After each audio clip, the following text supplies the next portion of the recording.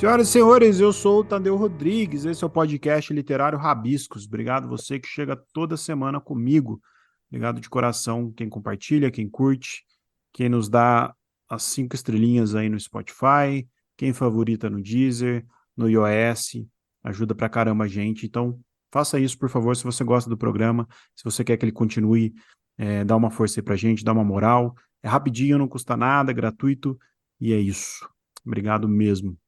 Pessoal, nos dias 20 e 21 de julho, quinta e sexta que vem, eu vou estar em São Paulo ministrando uma oficina é, chamada Estúdio da Palavra, roteirizando seu podcast. Vai ser das 19 às 21 horas na Ria Livraria. Eu vou ministrar essa oficina a convite da Oia Editora. Então, quem quiser participar, saber valores, detalhes, é só entrar em contato com o Instagram da OIA Editora, que é OIA Editora, que vai estar o link aqui na descrição, mandar um direct lá, que eles estão dando todo o suporte para a gente. Já dizia o Albert Camus, sem a cultura e a liberdade relativa que ela pressupõe, a sociedade, por mais perfeita que seja, não passa de uma selva. E é com essa frase do Camus que eu quero apresentar nosso convidado de hoje, que é multitalentoso, que é escritor, poeta, cantor da banda Mickey Junkies, diretor que abraça com tamanho profissionalismo a arte, a cultura pop. Está lançando seu segundo livro, Afetos Sísmicos, que foi produzido durante a pandemia, onde ele faz uma mistura entre uma escrita inédita e poemas que fizeram parte do seu repertório no grupo Trovadores do Miocárdio. A gente vai falar sobre isso e sobre muito mais com o querido Rodrigo Carneiro. Seja bem-vindo, meu amigo. Tadeu, meu caro, quero agradecer muitíssimo o convite. Eu estou muito feliz com essa oportunidade e, de início aí, né, saudar você, a audiência e salve Camille, né? Salve, Caminho. Acho que começamos bem, né, com ele. Começamos bem. Cara, eu queria que você falasse, a gente vai falar um pouco sobre a sua obra, não só sobre os afetos sísmicos, mas eu queria falar um pouco dele, que você lançou ele recentemente, e eu queria que você falasse para a gente onde e por que afetos sísmicos chega à sua vida. Olha só, afetos sísmicos tem três principais aspectos. O primeiro é o tempo. O tempo, como observa o Paulo Scott no prefácio, como algo que eu acompanho com a capacidade de ser a própria linguagem tempo. O segundo aspecto é o amor. O amor que sempre teve muito presente na minha poética, sendo atravessado pela constante tragédia brasileira essa, amplificada pela ascensão da extrema-direita. E o terceiro aspecto é a música, né? O papel preponderante que ela tem na minha vida, nas minhas escolhas. É mais ou menos como eu falo num poema do livro anterior, dizendo da música enquanto salvadora do dia, né, como as meninas superpoderosas, que diante dela eu sou um acúmulo de dívidas constrangidas. Então é basicamente isso que trata o livro, e eu quis explicitar a força dos afetos, né? Os afetos que são capazes de tremer a terra, né? São esses fenômenos naturais que abrem portas, né? Apresentam saídas, né? E eu estou falando, evidentemente, dos bons afetos, né? Que também estiveram muito a importância dos bons afetos nesses últimos tempos mostraram-se, né, muito necessários, né, para que atravessássemos, né, as ameaças e as guerras, né, como diria o amigo lá. E o que abala esses afetos? Olha, o que a, olha, eu penso que o que abala os afetos, a beleza. A beleza, a gente viveu nos últimos anos algo de terrível, né? Algo de inconcebível. A importância das manifestações artísticas, né? Elas apresentaram refúgios, né? Refúgios físicos, psíquicos, metafísicos, né? Para uma situação com a qual estamos lidando ainda, né? Mas sob uma nova perspectiva e partamos daqui para as melhorias e tal, né? Mas os hematomas ainda estão bastante visíveis. Estamos todos feridos ainda, né, Carneiro? Exatamente, exatamente, exatamente. E ainda a gente está muito próximo, né, de tudo o que ocorreu, né? Vem aí algumas surpresinhas, né, no ressoar, né? Tanta feiura experimentada, né? O que abala os afetos é a beleza.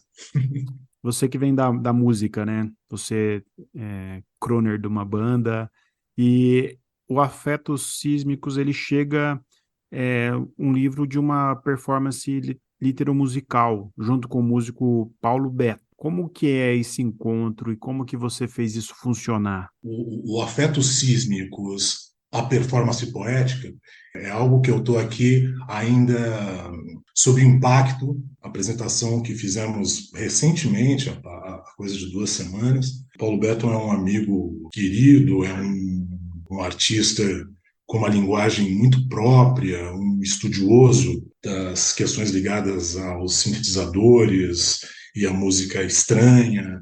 A gente se encontra na veneração por algumas coisas do pós-punk, das coisas de sonoridade esquisita e tal. Esse projeto, com essa configuração com o Paulo Beto, é recente, ainda que sejamos amigos de longuíssima data, né? E essa configuração, né? Ele fazendo a trilha sonora, riquíssima trilha sonora, e eu fazendo os poemas vindos tanto de afetos sísmicos quanto de barítono, né? Esse livro, Afetos Sísmicos, ele traz coisas do meu repertório no grupo Trovadores do Miocárdio. Trovadores continua, né? Eu que me afastei em 2019, mas fiquei lá muito tempo, vivi experiências incríveis. Que é os São trovadores? Que são os trovadores do miocárdio? o Trovadores de Miocárdio é um grupo que reúne figuras como Fausto Fawcett, Mário Bortolotto, Júnior Barreto, enfim, já passaram uma série de figuras interessantíssimas pelo grupo, né? Chico Sá, enfim, amigos queridos. Turma de peso. Sim, sim, sim, sim. Então tem coisas que faziam parte do meu repertório, né? Porque havia apresentações mensais com, né, produção específica para cada edição, textos inéditos e tal. Em Afetos Sísmicos temos uma produção que foi de 2014 a 2019. Tem também alguns poemas que foram registrados em disco, né? Tanto por mim quanto por companheiras e companheiros, e também poemas que foram escritos, né, durante a pandemia. Cara, muita gente produziu na pandemia, né, Carneiro? Eu fico, no papo que eu bato aqui com o pessoal, literariamente foi um acontecimento, a pandemia, que ela originou várias vertentes de criação. É impressionante. Tem pessoas que vendo de modo afetivo, tem pessoas que viu de modo trágico, tem pessoas que sentiu mais na pele, outras pessoas que sentiram menos. O que que você acha que impactou na cultura pop, a pandemia em si? Você que trabalha com isso, você que sente tão visceralmente a poesia. Então, eu acho que tem versos imediatos, algumas obras bastante potentes, mas ainda naquela dinâmica dos hematomas, a gente vai ver ainda uma produção que há de refletir de maneira, digamos, mais estanciada, né? Mas como se tratou de um evento terrível, né? E fazendo, né, o recorte nacional, né? Evidentemente, numa pandemia mundial, mas nós tivemos aqui o nosso inferno particular, né? O Brasil nunca foi um lugar razoável, né? Abriu-se a comporta do inimaginável. Há de se refletir com um distanciamento, ainda que também já tenhamos algumas obras bastante potentes, né, com relação à pandemia. Foi necessário falar de afeto nesse momento para você? Evidentemente, evidentemente. E curiosamente, né, eu estava, né, todo mundo ali, barítono, digamos que barítono foi mais fácil, né? Eu tinha algumas, digamos, eu tinha algumas certezas claras com relação ao barítono, com relação ao nome e tal, um pouco pela minha experiência com jornalismo, com edição e tal. E eu também acreditava ter um foco, né? Eu chegava ao foco, eu acreditava, de maneira mais rápida e tal. Aí eu me vi com toda o meu lado lunar, delirante, né? Gritando, bombando e tal. E já na feitura do livro, eu fiquei alucinando em diversos nomes e tal. E numa conversa com uma pessoa muito querida, o nome surgiu, né? A ideia dos afetos da importância, né? De fazer o contraponto ao ódio, à boçalidade, né? A partir da conversa e do contexto, aí o nome surgiu e aí eu fiquei mais tranquilo, mas foi difícil chegar a ele. E os afetos perdidos nesse tempo, como que você vê? Eu vejo com extrema tristeza.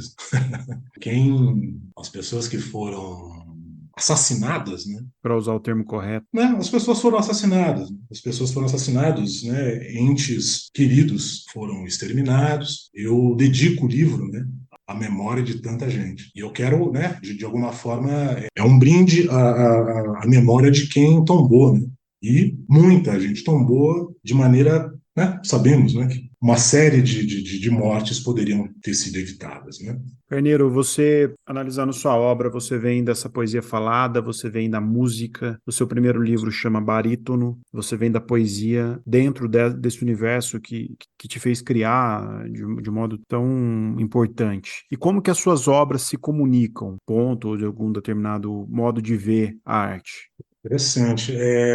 O meu primeiro modo de expressão artística foi o desenho. E mesmo que eu tenha parado de desenhar, o olhar, né, de desenhista continua, né? Eu sou uma pessoa mais introspectiva e também sempre adorei música, mas o fato de me apresentar é algo não muito usual para uma pessoa como eu, que eu costumo dizer que eu sou um pavão tímido. E eu fiquei. Setores da música alternativa me conhecem por uma certa explosão, por uma certa entrega, mas isso eu criei, né? Esse personagem de palco, né? O vocalista dos Mickey Junkies ali, é tudo, de alguma forma, conter um pouco o pânico, né? E na produção solitária, né, tranquila, né, da poesia que eu fazia, né, que eu faço ali na clausura, vamos dizer assim, essas duas personas foram se encontrando, né? E quando eu passei também a dizer poemas em público, eu queria também fazer uma distinção, né, completa, né, da produção musical e da produção literária. Mas, no decorrer do tempo, eu me apaziguei com relação a isso também, porque a minha ligação visceral com a poesia se deu muito pela música popular, né? Meus heróis e minhas heroínas nesse campo fizeram e fazem trânsitos, né, entre linguagens, né, e isso sempre me fascinou. Então, o que eu vejo agora do alto dos meus 50 anos e de uma produção mais efetiva que começa no início dos anos 90, a música e a palavra, né, estão juntas ali de maneira muito tranquila, né? Mas já foi tema de certas angústias, tal, mas angústia é uma companheira perene, né? A sua persona que fala mais alto do que a sua persona que fica mais quieto? Quem tem mais razão? Ah, nenhuma delas. Nenhuma delas. Ambas estão à procura e acho que é assim que deve ser, né? Evidentemente que há alguns acertos, né? E também fracassos monumentais, né? Cara, eu queria que você falasse alguma poesia sua, declamasse alguma coisa pra gente, pro pessoal de casa que não conhece, quer ouvir, materializar um pouco tudo isso que você tá falando. As grandes histórias de amor nascem do acaso, do espanto, mas para que cresçam ternas e sadias, como as orquídeas, é preciso, além de um mínimo de disponibilidade, o exercício da amnésia programática. Portanto, esqueça, em definitivo, todos aqueles imbecis que passaram pela tua cama. Eu também trago inúmeras cicatrizes e narrativas de guerra, porém dificulto, e muito, o trabalho dos fantasmas da minha acidentada biografia. Assombração, minha cara, só nos desenhos animados. E diante de toda essa sua angustiante hesitação circunspecta, eu me posto aqui, numa versão brasileira do Coringa, de maquiagem cuidadosamente borrada, e te pergunto, por que tão séria? O fato é que eu te amo. E se você olhar com bastante atenção, vai perceber que não existe mais ninguém nesse mundo desolador. Somos só eu e você. Entenda. Cara, que linda poesia, parabéns. Eu fiquei com uma pergunta depois que te ouvi aqui. O amor e o afeto se comungam sempre? Olha, sim, sim, sim, sim. E é evidente que, ainda que quando eu elegi afetos sísmicos para o nome do livro, numa posição, né, de contraponto ao ódio, mas é preciso, no decorrer do livro, há a exaltação do amor e há também o mal-estar diante do amor, né? Mas eles estão juntos, né? Eles estão juntos, eles estão diante do ser amado, a afeição em grau elevado, né? Em grau elevado. Penso também os grandes, né? Os amores duradouros, os amores fugazes, mas são todos amores, né? São todos amores e cada qual com a sua potência e com o fato de ser celebrado, né? A importância de ser celebrado. Cara, eu tava vendo na internet uma aula, um vídeo que você falando sobre a negritude na história do rock brasileiro. Eu achei incrível. Queria que você falasse um pouco disso pra gente. Você que deu uma aprofundada, fez esse recorte, né? Ah, que legal que você viu. Essa também é uma questão que sempre teve em pauta, né? Eu tive a sorte dos meus pais terem militado no movimento negro. E isso me proporcionou acesso à informação, acesso ao papel importantíssimo, né? As contribuições importantíssimas da comunidade negra, né? Para o pensamento, para a arte, para uma série né, ao pensamento negro, né, em tudo. E eu me interessei, né, pela música e pelo rock e pelo punk muito cedo, né? E muitas vezes o fato de eu ser um garotinho preto punk muitas vezes causava espécie, tanto em negros quanto brancos. Muitas vezes eu tive que explicar, até para os meus pares, o racismo faz esse tipo de coisa, né? Apropria-se e, no apropriar-se, distancia completamente, né?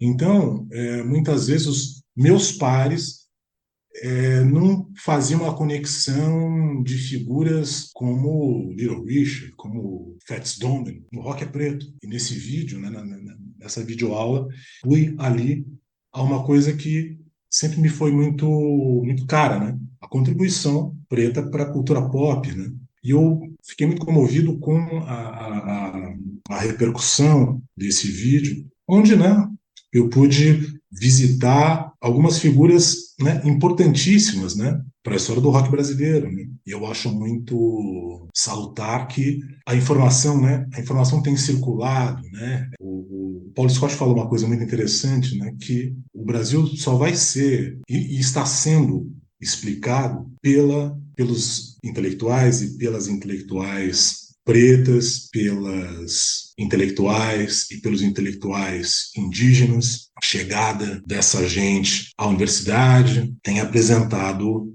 novos panoramas, né? E esse vídeo, né, fala um pouco disso, né, onde eu posso celebrar essas figuras fundamentais para o rock brasileiro. É ótimo o vídeo, ele é super didático, eu adorei.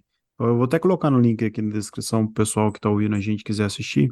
Cara, por que que você acha que no rock, a gente vê o rock, o heavy metal, às vezes, o pessoal, algumas pessoas mais velhas, gerando uma onda conservadora nesse movimento? Você vê que vira e mexe aparecem alguns nomes do rock ligado ao que era para ser um grito talvez contra o sistema e tudo mais. A gente vê algumas bandas internacionais, a gente vê alguns roqueiros brasileiros tendendo aí ao conservadorismo, ao reacionarismo. Outra coisa que eu vejo com extrema tristeza, mas também com um certo alívio, porque não há mais, ainda que tenha sido afeito as máscaras estão no chão, né? Então, quem tem pensamentos, ou melhor, é uma contradição, né, em termos, né? Porque, de volta, se falarmos de rock, falaremos de Little Richard. Little Richard em si é um preto, gay, extravagante, com uma questão religiosa. Penso que uma figura como Little Richard não poderia ser, né, enquadrado no conservadorismo, enfim. Há de se lamentar também, porque é isso, eu vejo, né, o rock, para mim, sempre se apresentou como algo novo, né? Eu tenho uma certa, ao modo ira, eu sempre estive interessado em outros sons, outras batidas, outras pulsações. E muitas vezes eu acho curioso, eu acho uma contradição em termos, porque muitas vezes o sujeito ou a sujeita, partindo do pressuposto de uma certa superioridade do rock frente a outros gêneros, já musicalmente já coloca já é conservador, né, dentro do próprio gênero. Isso é perigoso e vai também em contraponto ao sentido libertário do rock, né? E nesse sequestro de narrativas, muitas vezes ser antissistema, antipolítica, anti não sei o quê, acaba caindo no neofascismo. Mas muitas vezes as pessoas apenas se revelam. É a velha luta de classes se manifestando aí nos movimentos culturais de juventude. Tá em todo lugar, né? Você vê os jovens políticos, você vê o pessoal novo com essa visão conservadora, é muito estranho, né? Sim, né? Então, se há algo de positivo nisso, é que as máscaras estão no chão. Já houve um tempo em que os inimigos eram meio difusos e tal. Hoje em dia, eles estão às claras, né? Eu tive a horrenda experiência de ter algumas figuras, em especial uma figura que me era cara, em posição destacada no governo. Então, como lidar com isso, né? Como lidar com amigos, né? Gente Você fala algum sensível. amigo próximo seu ligado ao governo que é Sim, sim, sim, sim, sim. mais dolorido ainda, É, né? vou dizer que duas pessoas, das quais uma me era muito cara, era do meu convívio, né? Em algum momento foi do meu convívio. Então, como lidar com isso? Como lidar com também gente próxima, gente do rock, que há pouco tempo estava achando bonito o acampamento em frente ao quartel. Então, é isso, tá no âmbito ali, né, de como lidar com os hematomas todos, né?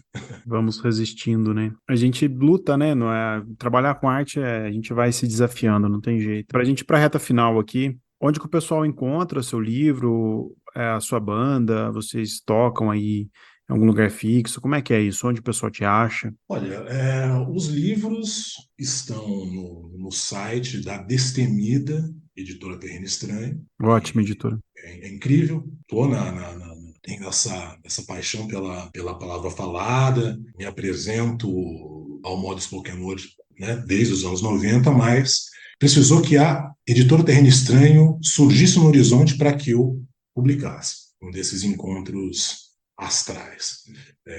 Então, os livros estão no site da valorosa editora Terreno Estranho, nas melhores casas do ramo. Os Mickey Junkies podem ser encontrados em todas as plataformas digitais.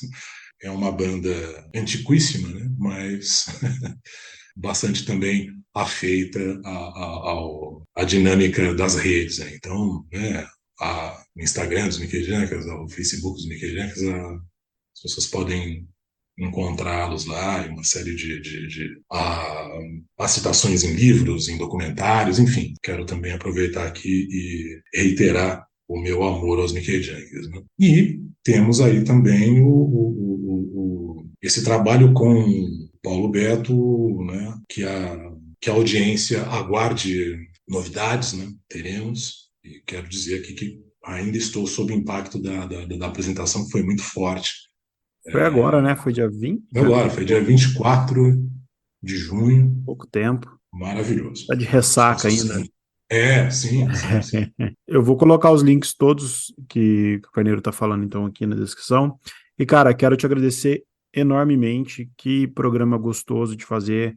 Você tem uma sensibilidade muito linda de ver o mundo. E eu fico muito feliz de saber que você está produzindo.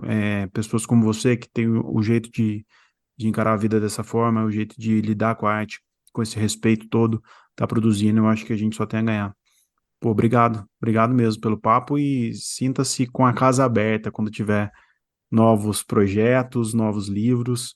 O Rabiscos é um podcast de literatura contemporânea, a gente está aqui para isso, essa divulgação, essa troca, esse conhecimento também. Estamos há 5 anos no ar e eu tenho muito orgulho de ter pessoas como você, de pessoas, todos esses que você citou aqui já passaram por aqui, o Paulo Scott, o Chico Sá, o pessoal do Poema Combate, enfim, tantas pessoas queridas estão aqui no Rabiscos também tecendo essa história. Muito obrigado mesmo, cara. Eu que agradeço. Eu que agradeço. Estou muito honrado e feliz. E salve essa audiência rabiscada. Obrigado, meu amigo. Pessoal de casa, obrigado. Semana que vem a gente volta. Quem quiser dúvidas, sugestões, reclamações, só podcastrabiscos@gmail.com e as editoras para envio de material. Segue aqui na descrição a caixa postal. Obrigado a todos, bom dia, boa tarde e boa noite.